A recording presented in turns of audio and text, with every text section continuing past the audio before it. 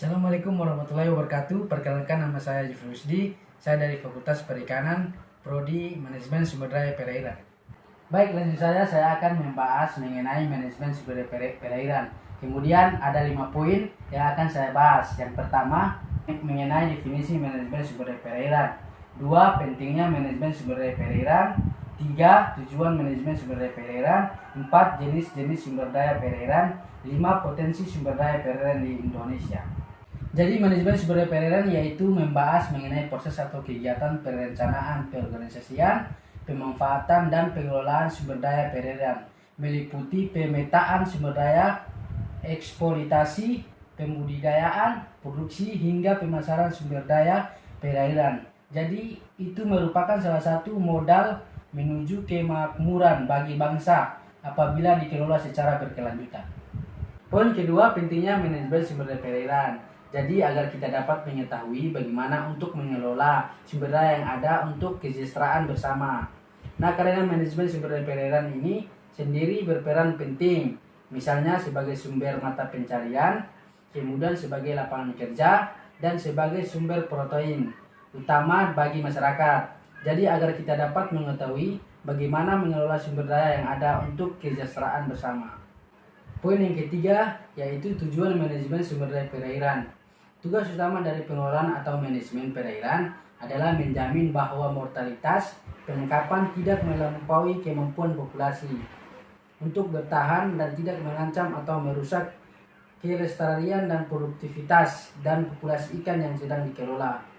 Kemudian menjaga keseimbangan dari seluruh aspek untuk perikanan, yaitu aspek biologi, aspek lingkungan, aspek ekonomi, dan aspek sosial, serta untuk kepentingan penyediaan pangan bagi manusia.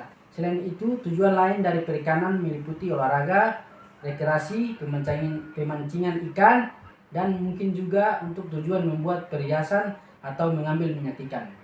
Poin keempat, mengenai jenis-jenis manajemen sumber daya perairan. Di sini ada 2 jenis.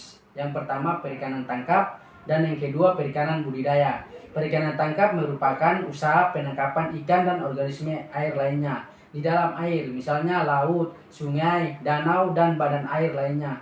Tujuan pengelolaan perikanan tangkap yaitu meningkatkan taraf hidup nelayan sebagai penerimaan dan devisa, meningkatkan ketersediaan dan konsumsi sumber daya protein ikan, mengoptimalkan pengelolaan sumber daya ikan, serta meningkatkan produktivitas mutu, nilai tambah, dan daya saing.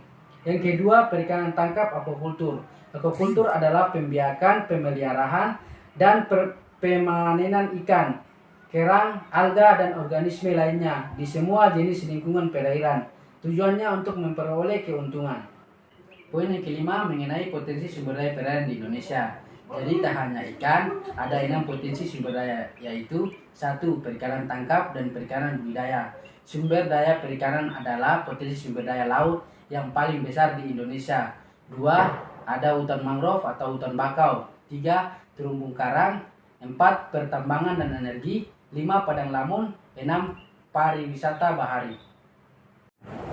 Berikut ini merupakan salah satu contoh dari perikanan tangkap dan budidaya perikanan. Kemudian ini merupakan contoh dari hutan mangrove atau dikenal dengan hutan bakau. Terus ada terumbu karang, pertambangan dan energi, serta padang lamun dan pariwisata bahari. Sekian dan terima kasih materi dari saya tentang manajemen sumber daya perairan. Waalaikumsalam warahmatullahi wabarakatuh.